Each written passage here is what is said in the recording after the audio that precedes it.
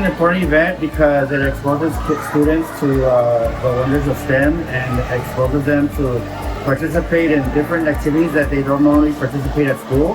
So it's a great way to get the community together and to celebrate science and mathematics and engineering as a community. I'm doing the Stemfest for my school, Hawaiian Elementary, and I'm really excited to be here because there's really different events like the drones. STEM is important because it teaches science, technology, engineering, and math. In the future, I want to be like a mathematician or like a math teacher because I love math and I really want to teach other kids how to do math in different subjects.